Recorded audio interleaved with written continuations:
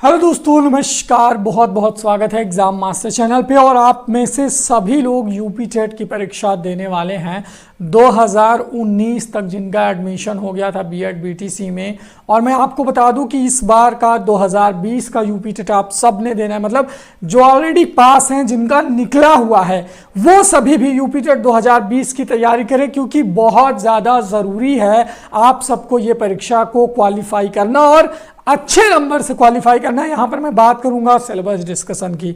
देखिए, आपको कौन कौन सी चीज़ें यूपी टेट में, कौन कौन से टॉपिक याद रखने हैं, एकदम मतलब इन टॉपिक को छोड़ना ही नहीं है। क्योंकि कभी कभी क्या होता है कि कुछ टॉपिक्स आपके ऐसे होते हैं जो बिल्कुल आपके ध्यान में नहीं रहते। सिलेबस के अकॉर्डिंग आपने टॉपिक का विश्लेषण ही नहीं किया होता है। प्रैक्टिस सेट से और गाइड से पढ़ने का जो समय था वो गया।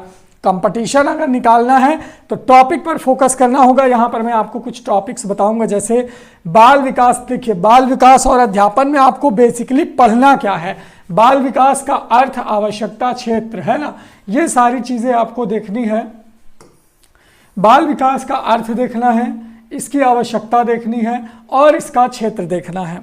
साथ ही साथ बाल विकास की अवस्थाएं, कौन कौन सी अवस्था, शारीरिक अवस्थाओं में से आप देखेंगे शैशव, बाल्या, किशोरा, ये तीन अवस्थाएं बेहद महत्वपूर्ण हैं, जिनसे आपके एग्जाम में क्वेश्चन 100% पूछेगा। और इन्हें आपको टॉपिक वाइज पढ़ना पड़ेगा। किस अवस्था की क्या विशेषता है, ये सारी चीजें आपको टॉपिक वाइज क्लियर करनी होंगी। शारीरिक विकास बच्चों का कैसे होता है, मानसिक विकास कैसे होता है, संवेगात्मक विकास के साथ मूल प्रवृत्तियां कौन कौन सी है, ये सब आपको देखना होगा। जान लीजिए, भाषा विकास, अभिव्यक्ति क्षमता का विकास, सृजनात्मक का विकास, ये सारी चीजें मान के चलिए कि आपको जो है देखनी पड़ेंगी। ठीक है, इसके बाद यहां पर हम बात करेंगे अभिव्यक्ति की क्षमता, सृजनात्मकता। ये टोटल अगर मिला दूं तो 5 नंबर का ये टॉपिक है आपका। टोटल 5 नंबर का केवल और केवल इसमें से आएगा, ये जान लीजिए आप लोग। ठीक है, इसके बाद बाल विकास के आधार और उनको प्रभावित करने वाले कारक। जी हाँ, जब हम बाल विकास पढ़ेंगे तो इसका बेस क्या है और इसको कौन कौन से ऐसे कारक हैं जो बाल विकास को प्रभावित करते हैं, जैसे हेरिडिटी, इन्वायरमेंट। सबसे ज्यादा क्वेश्चन जो पूछता है वो हेरिडिटी, इन्वायरमेंट से पूछता है। तो ये टॉपिक विश्लेषण है आपके यूपी टेट 2020 के सिलेबस का। इसी के अकॉर्डिंग आपको क्लासेज, लाइव क्लास और नोट्स मिलेंगे। और नोट्स प्राप्त करने के लिए आप लोग इस व्हाट्सअप नंबर को सेव कर लीजिए, नीचे ये जो चल रहा है 94 52 26 74 92, और अपना नाम, जिला का नाम करके भेज दीजिए। 2019 तक के जितने भी बीटीसी के, डीएलएड के या बीएड के स्टूडेंट हैं, सभी लोग यूपी टेट 2020 की परीक्षा की तैयारी करें। भले आपका एग्जाम ना हुआ हो, आपको इस परीक्षा में बैठने का मौका मिलेगा अगर आपका एडमिशन 2019 का है। 2020 में तो अभी एडमिशन ही नहीं हुआ है। तो याद रखिए, सबको मौका मिलेगा और सबको निकालना है यूपी टेट एग्जाम, क्योंकि आगे आने वाली जो भर्तियां हैं उसमें आपके लिए ये रामबाण साबित होगा। मतलब अगर अभी से 2020 वाला क्वालिफाई कर लोगे तो 2022-23 में भी जो भर्ती आएंगी उसके लिए एलिजिबल रहोगे। ठीक है, तो इसीलिए मैं कह रहा हूं कि सबको ये वाला फॉर्म भरना चाहिए। फिर आते हैं अधिगम। बाल विकास का सबसे ज्यादा इंपॉर्टेंट टॉपिक है अधिगम, यानी अंग्रेजी में लर्निंग। लर्निंग में लर्निंग के यानी प्रिंसिपल ऑफ लर्निंग, इसका अर्थ क्या है।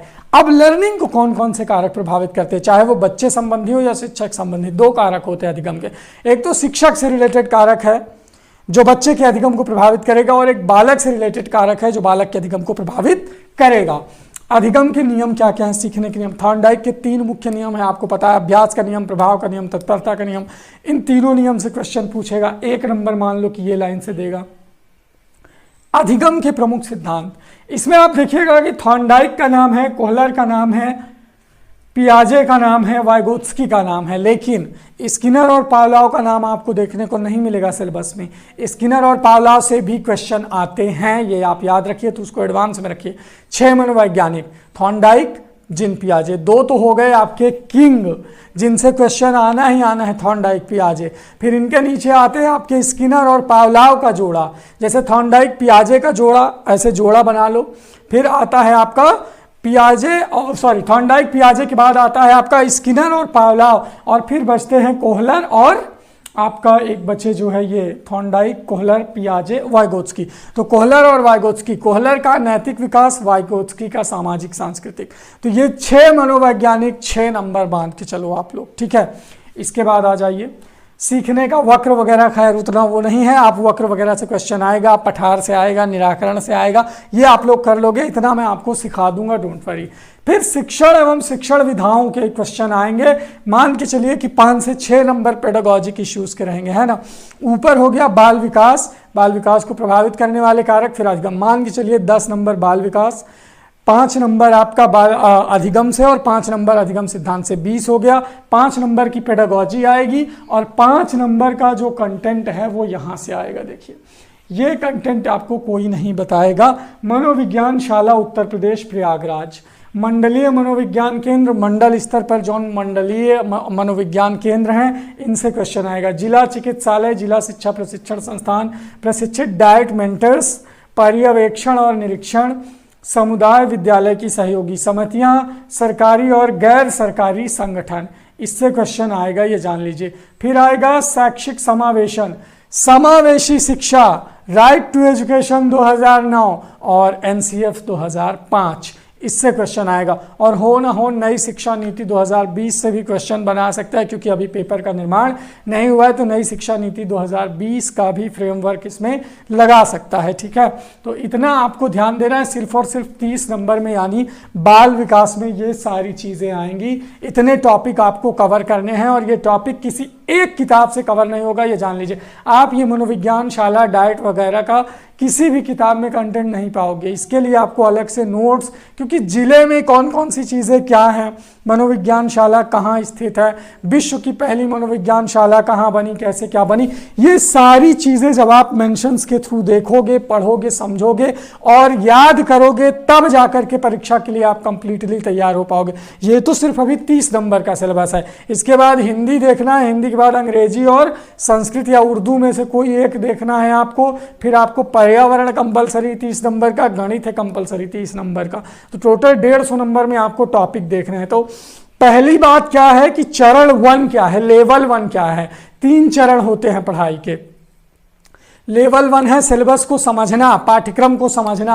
आप किसी परीक्षा का फॉर्म भर रहे हो तो पहले लेवल 1 में क्या करोगे, पाठ्यक्रम को समझो। अभी तो बहुत सारे लोग इसी लेवल में नहीं होंगे, आप में से बहुत सारे ऐसे लोग होंगे जिन्होंने अभी सिलेबस को ठीक से नहीं समझा है, सिलेबस में क्या क्या टॉपिक है इसको ठीक से नहीं समझा है। बस ये वीडियो उन्हीं के लिए है कि आपको पूरा सिलेबस समझाया जाएगा। सिलेबस के अकॉर्डिंग टॉपिक के जो क्लास है वो हम 1 तारीख से शुरू कर रहे हैं। यूपी टेट 2020 का नया बैच स्टार्ट हो रहा है, जो कि कल से शुरू हो जाएगा। तो आज आप लोग एडमिशन जो है करवा लीजिए। 30 अगस्त और 31 अगस्त 2 दिन का टाइम है बढ़िया से, और आप लोग जो है 1 सितंबर को भी करवा सकते हो, 3 दिन में आप करवा लो चाहो तो नए बैच को अगर आप ज्वाइन करोगे तो यही व्हाट्सअप नंबर है, जान लीजिए। टॉपिक पकड़िए, लेवल 1 सिलेबस को समझना, लेवल 2 क्या है, शॉर्ट नोट्स है, जैसे बाल मनोविज्ञान की अवधारणा, concept of development, concept of learning, short notes के द्वारा। और तीसरा लेवल है प्रैक्टिस सेट के थ्रू अपनी क्षमता जांचना। ये 3 लेवल पर जब आप पढ़ाई करोगे तब आप परीक्षा में अपने आप को बैठने लायक सक्षम पाओगे कि हाँ भाई अब मेरा जो लेवल है ये परीक्षा में बैठने का हो गया, विद फुल कॉन्फिडेंस मैं बैठूंगा और 120 से ज्यादा नंबर यूपी टेट के एग्जाम में लेकर आऊंगा अपनी पढ़ाई के दम पर।